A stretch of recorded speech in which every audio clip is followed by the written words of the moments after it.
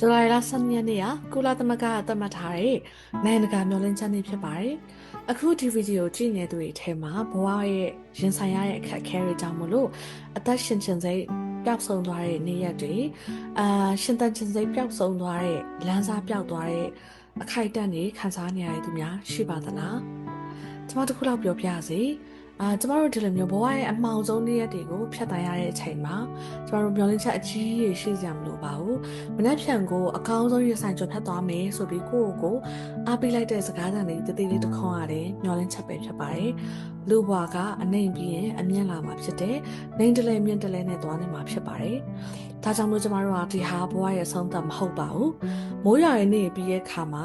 နေတာရဲ့နေ့ရောက်လာမှာဖြစ်ပါတယ်။အမောင်ဆုံးနေ့တွေကြော်လွန်ပြီးတဲ့အခါမှာအလင်းရောင်ကိုတွေ့ရှိရမှာဖြစ်ပါတယ်။ဒါကြောင့်မလို့တင်ဘွားရဲ့အခက်ခဲဆုံးနေ့ရက်တွေကိုအတူတကွကြော်ဖြတ်ဖို့အတွက်တင်ရဲ့ဘေးနားမှာအဖွဲ့အစည်းတွေလူတွေရှိနေသေးတယ်ဆိုတာအမြဲတမ်းတတိယပါ။ဒီနိုင်ငံတကာမျှော်လင့်ချက်နေ့မှာကျမတို့မျှော်လင့်ချက်အလင်းရောင်ကိုအတူတူစုပ်ကိုင်ထားကြရအောင်တင်တဲ့တူကျမတို့ရှိနေပါတယ်။အားလုံးပဲမင်္ဂလာပါမျောလင်းချက်တွေရှင်တန်နေနေရလေးဖြစ်ပါစေလို့နှုတ်ခွန်းဆက်ပါတယ်လူတိုင်းရဲ့ဘဝမှာမျှော်မှန်းချက် expectation တွေရှိကြပါတယ်ကိုယ့်ဘဝမှာပိုကောင်းတဲ့ပညာရေးအလောက်ကန်အခွင့်အလမ်းကျန်းမာရေးမိသားစုအရေးနဲ့တခြားသောလူမှုပေါင်းတင်ဆက်ဆံရေးတွေမှာကောင်းတဲ့အရာတွေကိုကျွန်တော်တို့ expect လုပ်ကြပါတယ်သို့တော်ညာလေးကျွန်တော်တို့ဘဝမှာကျွန်တော်တို့မျှော်မှန်းထားတဲ့အတိုင်းဖြစ်မလာတဲ့အချိန်တွေမှာကျွန်တော်တို့စိတ်ထဲမှာစိတ်ဓာတ်ကြရတယ်ဝမ်းနေရတယ်စိတ်ဆိုးရတယ်ကိုအပြစ်ရှိတယ်လို့ခံစားရတယ်ကိုအတုံးမကျဘူးဆိုတဲ့ခံစားချက်တွေဝင်လာကြပါတယ်အဲ့လိုအခြေအနေမျိုးမှာမျှော်လင့်ခြင်း hope ဆိုတဲ့အရာကကျွန်တော်တို့ကိုခွန်အားအများကြီးပေးပါတယ်ဒီအခြေအနေကကိုယ့်ရဲ့နောက်ဆုံးအချိန်မဟုတ်ဘူးကျွန်တော်တို့အခွင့်အရေးအတွက်ဒီတကားကပိတ်သွားပေမဲ့နောက်တကားတွေရှိသေးတယ်ကျွန်တော်တို့ဆက်လက်ပြီးတော့စူးစမ်းလို့ရသေးတယ်ဆိုတော့ motivate ဖြစ်တဲ့ခံစားချက်တွေကျွန်တော်တို့ကိုပေးပါတယ် hope ဆိုတဲ့မျှော်လင့်ခြင်းဆိုတဲ့အရာထဲမှာစိတ်ရှည်ခြင်းတီးခံခြင်းကျေးဇူးတင်တတ်ခြင်းကျွန်တော်တို့ရဲ့ဘဝတန်ဖိုးတွေအသိပင်ဖွင့်ဆိုချက်တွေအများကြီးပါပါတယ်ဒါကြောင့်မို့လို့ဒီကနေ့ International Day of Hope နေ့မှာကျွန်တော်တို့expectation တွေဖြစ်မလာတဲ့အခါမှာမျှော်လင့်ချက်များစွာနဲ့ပြန်လဲပြီးတော့မှအသက်ရှင်ကြတဲ့လူတွေဖြစ်ရအောင်ဆိုတော့ take home message အနေနဲ့ခွန်အားပေးတိုက်တွန်းခြင်းဖြစ်ပါတယ်အားလုံးကိုကျေးဇူးအများကြီးတင်ပါတယ်မျှော်လင့်ချက်လူတစ်ယောက်မှာပျောက်ဆုံးသွားနိုင်တာတွေအများကြီးရှိပါတယ်အလောက်ကိုင်းငွေကြေးအိမ်မက်တွေပေါ့အဲ့ဒီထဲမှာအနည်းရဲ့အကြီးဆုံးကတော့မျောလင်းချက်ပျောက်ဆုံးခြင်းပါပဲမြန်မာခေတ်ကာလအခြေအနေမှာပညာရေးစီးပွားရေးကျန်းမာရေးလူမှုရေးအရှက်တရားတွေဖိအားတွေကြားထဲမှာရှင်သန်နေကြရပါတယ်အနာဂတ်မသေးချောင်မှုတွေကြားထဲမှာငါတော့ဘာမှမလုပ်နိုင်တော့ပါဘူးငါဘောတော့မျောလင်းချက်မရှိတော့ပါဘူးလို့ခံစားနေရတယ်ဆိုတော့ဒီကားလေးကိုမှတ်ထားပေးပါဒီနေ့ရဲ့ခက်ခဲမှုတွေဟာဘုဘတစ်ခုလုံးကိုမတတ်မှတ်ပေးနိုင်ပါဘူးချက်ရှုံမှုတစ်ချိန်ကလည်းပဲအသုံးသပ်မဟုတ်တယ်လို့မျိုးအမောင်ညတဲ့ညဟာလဲနေထွက်ခြင်းကိုကြားစီပေးနိုင်ပါကိုတယောက်တည်းလုံးခံစားလိုက်ပါနဲ့ကိုရဲ့အတန်ကိုနားထောင်ပေးမဲ့သူတွေရှိပါတယ်ကိုကိုအားပေးမဲ့သူတွေရှိပါတယ်အခုညီတောင်းချင်းကအားနေခြင်းမဟုတ်ပါဘူးတတိရှိခြင်းပါဒါကြောင့်ဒီနေ့ World International Day of Hope မှာလည်းပဲမျှော်လင့်ခြင်းကိုပြန်ပြီးတော့မှတည်ဆောက်ကြရအောင်ဘာကြောင့်လဲဆိုတော့အသက်ရှင်နေပြီးမျှော်လင့်ချက်ရှိပါတယ်မျှော်လင့်ချက်ရှိနေပြီးအနာဂတ်ဆိုတာရှိနေပါမျောလင်းချက်ဆိုတာတကယ်တော့ခန္ဓာကြီးကျယ်တဲ့အရာတွေမဟုတ်ပါဘူးဒီနေ့မှထပ်ပြီးစူးစမ်းကြည့်မယ်ဆိုတဲ့စိတ်ကလေးမနှက်ဖြန်မှာနည်းနည်းပိုအဆင်ပြေလာမယ်ဆိုတဲ့ယုံကြည်ချက်ကလေးအဲ့ဓာတွေကပဲမျောလင်းချက်ဖြစ်ပါတယ်တကယ်တော့ကိုချင်းစာစိတ်ဆိုတာအခက်ခဲဆုံးအချိန်မှာကိုပြန်ပေးရမယ်အကောင်းဆုံးသောဆုလက်တစ်ခုဖြစ်ပါတယ်ကျွန်တော်ကခေါင်းဆလင်းလုပ်ပေးနေတဲ့သူတစ်ယောက်ပါဒါပေမဲ့ဒီထက်ပိုပြီးတော့နာကျင်စရာတွေကိုနားထောင်ပေးနိုင်မယ်အတူမျှဝေခံစားပေးနိုင်မယ်တငယ်ချင်းတစ်ယောက်အဖြစ်ဒီနေရာမှာအမြဲရှိနေပေးပါမယ်ဒီနေ့လေးမှာကျွန်တော်တို့တွေကိုပို့ပြီးတော့ချစ်ပေးကြမယ်အားလုံးအတူတူကြော်ဖြတ်ကြမယ်ဒီနေ့ကစပြီးအရာအားလုံးပိုအဆင်ပြေလာပါစေလို့လည်းဆုတောင်းမြတ်တာပို့သလိုက်ပါတယ်အားလုံးပဲအားတင်းထားကြမယ်နော် မျောလင့်ခြင်းလို့ပြောတဲ့အခါမှာကျမရဲ့အသက်တာမှာတော့မျောလင့်ခြင်းကလောင်စာစီနဲ့တူတယ်ပေါ့နော်။အဲ့ဒီလောင်စာစီဆိုတာကအကျဉ်းကနေပြီးမှဝယ်ထည့်လို့ရတဲ့အရာမဟုတ်ဘဲနဲ့ကျမတို့ရဲ့နှလုံးသားထဲကကျမတို့ရဲ့အသိစိတ်ထဲကနေပြီးတော့မှဖြစ်ပေါ်လာပြီးတော့ကျမတို့ရဲ့ဘဝကိုရှေ့ဆက်နိုင်လို့ရဲ့အတွက်အားပေးနေတဲ့အရာအင်အားပေးနေတဲ့အရာဖြစ်ပါတယ်။ဆိုတော့ Jasmine တူကတော့ပြောတယ်ပေါ့နော်။မျောလင့်ခြင်းဆိုတဲ့အရာကမိုက်နေတဲ့အရာဘာမှမရှိတော့ဘူးလို့ထင်ရတဲ့အရာမှတော့မှအလင်းရောင်ကိုမြင်နေနိုင်ခြင်းရှစ်ဆက်ရမယ့်လမ်းကလေးရှိနေပါသေးလားဆိုတဲ့အရာကိုခံစားမိနေသေးခြင်းဒါကမျောလင့်ခြင်းဖြစ်တယ်ပေါ့နော်ကျွန်တော်ရဲ့အသက်တာမှာအရင်မှမိုက်တဲ့အချိန်တွေခါးသီးတဲ့အချိန်တွေကြမ်းတမ်းတဲ့အချိန်တွေကြုံရနိုင်ပါတယ်အဲ့လိုအခြေအနေတွေမှာလည်းကျွန်တော်တို့တရက်ချင်းစီတိုင်းအတွက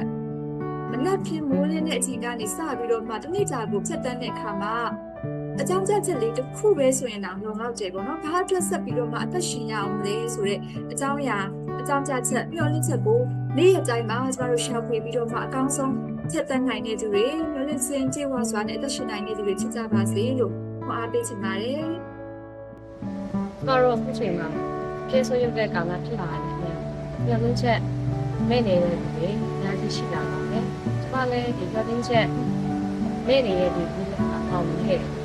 မျှော်လင့်ချက်မဲ့နေတဲ့သူတွေကျွန်တော်တို့မျှော်လင့်ချက်တွေရရှိအောင်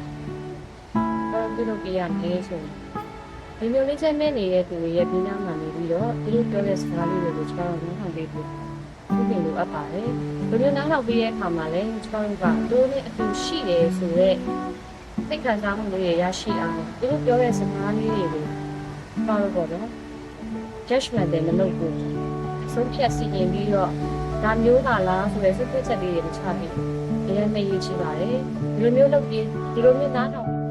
သူတို့ခံစားနေရတဲ့မျှော်လင့်ချက်နဲ့လေးဆိုတဲ့ခံစားချက်မရတော့ဘဲနဲ့အော်ငါတို့နဲ့အတူရှိရဆိုတဲ့ခံစားချက်လေးရပြီးတော့မျှော်လင့်ချက်နဲ့နေရတာလည်းပြီးတော့တက်ရရှိတဲ့ဘဝကိုပြင်လဲရရှိနေဖြစ်ပါတယ်။ဝါကြီးမှာကျွန်တော်တို့မျက်ကွယ်ပြုတ်ချလို့မရတဲ့အရာတွေကျွန်တော်တို့လုံးဝမေ့ထားလို့မရတဲ့အရာတွေညောင်များစွာရှိပါတယ်။အဲဒီထဲကမှလူသားတွေရဲ့စိတ်ချမ်းသာရေးတဲ့စိတ်ပိုင်းဆိုင်ရာနာကျင်မှုတွေရဲ့အကြောင်းကိုအနည်းငယ်ဖော်ပြသွားပါမယ်။ကျွန်တော်တို့တွေကဖျားနာတဲ့အခါမှာကျွန်တော်တို့ကုသဖို့အတွက်ဆရာဝန်တွေစီကိုတွားရပါတယ်။ကုသခံယူဖို့အတွက်လိုအပ်ပါတယ်။ဒါကြောင့်မလို့ကျွန်တော်တို့ရဲ့စိတ်ပိုင်းဆိုင်ရာနာကျင်မှုတွေခံစားရတဲ့အခါမှာကျွန်တော်တို့ပြုစုကုသဖို့အတွက်လိုအပ်ပါတယ်။တင်တယောက်တည်းမဟုတ်ပါဘူး။ဝမ်းနေတာစိတ်ပြတ်တာမျောလင်းချက်မဲ့လို့ခံစားတာအထီးကျန်တာတွေကဖြစ်တတ်ပါတယ်။ဒီနေ့ဒီຢာတွေအတွက်သင်ဖော်ပြဖို့ဝန်မလေးပါနဲ့။ဒီလိုမျိုးဖော်ပြလိုက်ခြင်းဟာသင်ရဲ့အားနည်းချက်မဟုတ်ပါဘူး။ဒီနေ့ဒီຢာတွေအတွက်သင်ဖော်ပြလိုက်တဲ့အရာဟာသင်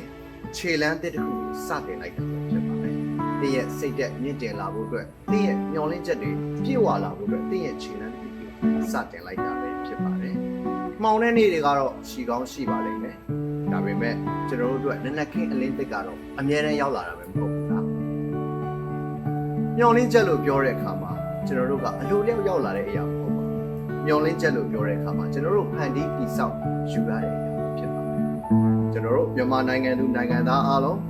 းအနာဂတ်မျောလင်းချက်ပန်းနိုင်စီကိုအတူတူချီတက်ကြပါစို့။ ဗျာတခါလေကြလို့ရှိရင်ကျွန်တော်တို့ကမှာပေါ့တယောက်တည်းအကြီးကျယ်နေလို့တခါလေကြလို့ရှိရင်ဘယ်သူမှငါ့ကိုနားမလည်ပေးနိုင်တော့ပါဘူးဆိုတော့ဒီချိန်မဲ့တဲ့အချိန်တွေတုံးကြပါအထူးသဖြင့်စီးပွားစရာတွေစိတ်ပစ္စည်းမှုတွေတပြိုင်နက်တွေကြုံရတဲ့အချိန်တွေပေါ့နော်ဒီနေ့ဇူလိုင်12ရက်နေ့ကကပ္ပမျိုးလေးချင်းနေ့ဖြစ်တယ်ပေါ့နော်ဒီနေ့မှာကျွန်တော်သတင်းစကားပါရှင်တာကကြာတော့သင်ခန်းစားနေရတဲ့နာရှိမှုတွေစိုးရိမ်မှုပတ်မှုတွေစိတ်ဖိစီးမှုကိုယ်တိုင်အတွက်အတိတ်ပဲပဲဒါသဘောမှာလို့ပြောရှိပြီးတော့သင်ဟာလုံးဝတယောက်တည်းမဟုတ်ဘူးဆိုတာသိစေချင်သင်တို့ရဲ့ဘေးမှာဒီလိုချရတဲ့မိတ်ဆွေတငယ်ချင်းတွေမိသားစုတာဝန်ရှိတယ်နော်အားကြောင့်မျော်လင့်ချက်ဆိုတာဝေးကြီးမှာမဟုတ်ဘဲနဲ့ကိုယ့်ရဲ့ခံစားချက်ကိုအရှိတိုင်းရင်ဖွင့်လို့ရတဲ့ spirit လုံခြုံတဲ့နေရာတစ်ခုရှိနေခြင်းအစတင်ခြင်းဖြစ်ပါတယ်။အဲဒါကြောင့်တကယ်ကိုနားထောင်နေသူဒီမှာသူတွေနဲ့ချိတ်ဆက်လိုက်ပါပြီးရင်စိတ်အမောင်ဆုံးချိန်မှာတရားအောင်တဲ့ကျင့်မိခံစားမနေပဲနဲ့ကိုယ်တောင်းခံလိုက်ပါရင်ဖွင့်လိုက်ပါအဲ့လိုရင်ဖွင့်တာအားနေတာမျိုးပေါ့ရှင်းဆက်ဖို့ကြိုးစားတဲ့ရေးရမှုလမ်းစာတစ်ခုဖြစ်တယ်ပေါ့နော်ကျွန်တော်ရဲ့မျိုးလေးချင်းလမ်းစာလို့ပြောလို့အဲဒါကြောင့်မျိုးလေးချင်းအနည်းရောက်ကိုကျွန်တော်တို့ရှာဖွေဖို့ရင်ဖွင့်ဖို့ကျွန်တော်တို့ရရှိနေပြီးတော့ အားလုံးကျေးဇူးတင်ပါတယ်ကျွန်တော်စောပေါ်ပါမှာ ဘာလို့လဲအလေးကနေစားလို့ဒီကြီးတွေအထိဒီဆက်ရည်တွေရဲ့ဘဝထဲကိုဒီလိုရဲ့စကားတန်ဒီလိုရဲ့ညီပုံတန်ဒီခဲ့တယ်တေးတေးတီလူတွေမှာဒီလိုရဲ့စိုးရင်မှုတွေပြင်ပမှုတွေစိတ်ခံစားချက်တွေစိတ်ဖို့မှုတွေရှိတယ်ဆိုတာကိုသိခဲ့ရတယ်ကိုယ့်ကိုယ်ပြန်ကြည့်တော့လေဒီလိုနဲ့အတူတွေလမ်းပြောင်းနေကြတယ်သူတွေစိုးရင်နေကြတယ်သူတွေပင်ပန်းနေကြတယ်သူတွေမှာစိတ်ဖြစ်ပြီးမှုတွေစိတ်တွေနဲ့ဖြစ်နေကြတယ်သူပြောရရင်သူတွေမှာအခက်အခဲပိုနေပေါ့ဒီအချိန်မှာတွေးမိတာတကယ်လို့များအခက်အခဲဆိုတာဘဝမှာမဖြစ်မနေဖြစ်နိုင်ရမယ်အစိတ်အပိုင်းတစ်ခုဆိုရင်ဒါတွေကိုအရှုံးမပေးပဲတစ်ခါတော့တက်တည်နေပြီးတော့မှရင်ဆိုင်ရအကောင်းဆုံးမဟုတ်ဘူးတော့ကိုကောင်းတဲ့အရာတစ်ခုဘာမှမဟုတ်လုံးဝမဖြစ်ဘူး အခုလိုချိန်ကာလရင်မှာခက်ခဲစင်ပြေမှုတွေကိုကြုံတွေ့နေရပြီးတော့မျောလင်းချက်မဲ့လို့ခံစားနေရတဲ့သူတွေအတွက်ဒီစကားလေးကိုပြောချင်ပါတယ်ကျွန်တော်တို့ဘဝတွေကမောင်မိုက်ဆုံးချိန်နေမှာတော့မှအလင်းအောင်တသေးလေးတွေကိုရှာဖွေတွေ့ရှိနိုင်ပါတယ်ကိုချစ်ခင်ရတဲ့သူတွေဒါမှမဟုတ်တစုံတစ်ယောက်ရဲ့စကားလေးတစ်ခုကိုယ့်ကိုတခြားယူဆိုင်ပြီးပြတဲ့အချိန်လေးတစ်ခုကိုယ့်ရဲ့နေရာတိုင်းကိုဖြည်းဖြည်းချင်းရှင်းတဲ့ပြတ်တန်းနေတဲ့အချိန်လေးတွေကမျောလင်းချက်လေးအောင်လေးတွေပါပဲအဲကြောင့်ကိုယ့်ရဲ့မျောလင်းချက်လေးအောင်လေးတွေကိုတတိထားမိဖို့အတွက်အားပေးချင်ပါတယ် မျောလင့်ခြင်းလို့ပြောရင်စိတ်ကူးရဲ့မှတ်သက်စကလုံးတစ်ခုလေးနဲ့တော့တင်အောင်တင်နိုင်ပါတယ်ဒါပေမဲ့ counseling ရှုထောင့်ကနေကြည့်မယ်ဆိုရင်မျောလင့်ခြင်းဟာစိတ်ပိုင်းဆိုင်ရာအတွက်တကယ်ပဲလက်တွေ့ကြတဲ့စိတ်သက်ကိုအားကိုမြင့်တင်ပေးတယ်စိတ်သက်ကိုကြံ့ခိုင်မှုပေးတဲ့မောင်းမြအားကြီးတစ်ခုဖြစ်ပါတယ်ဒါပေမဲ့မျောလင့်ခြင်းမှာဘာမှမလုပ်ပဲနိုင်ဆုံးနေရတဲ့အရာတော့မဟုတ်ပါဘူးအမောင်ထဲမှာလမ်းစာကိုစရှာပြီးရှိစက်တိုးဖို့အတွက်အခက်အခဲပြဿနာတွေကိုမျောလင့်ခြင်းနဲ့အတူရင်ဆိုင်ကျော်လွှားနိုင်တဲ့စိတ်သက်စွမ်းရည်ဖြစ်ပါတယ် လူတွေအများကြီးကြားထဲမှာရှိနေပေမဲ့ကိုယ့်ရဲ့စစ်မှန်တဲ့အတန်ကိုဘယ်သူမှမကြားနိုင်တော့သလိုမျိုးမွန်းကျက်တဲ့အထီးကျန်မှုမျိုးခံစားရဘူးလားကိုယ့်ရဲ့ခံစားချက်တွေကိုဘယ်သူမှနားမလည်နိုင်တော့ဘူးလို့ခံစားရတဲ့အခါ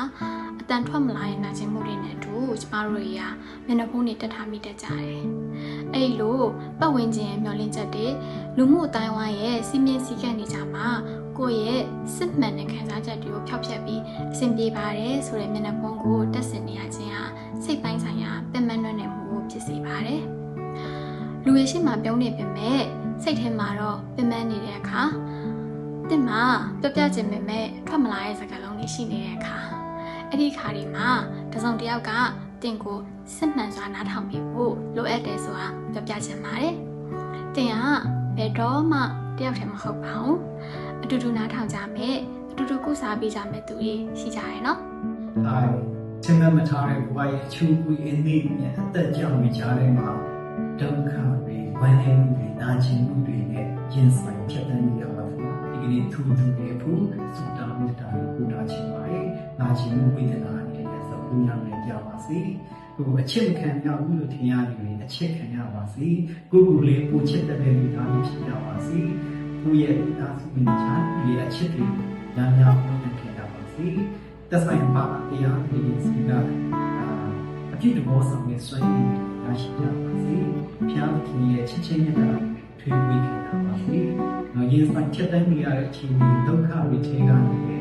မြတ်ဆုံးလွတ်မြောက်ကြပါစေလို့တောင်းဆိုနေတာဘုရား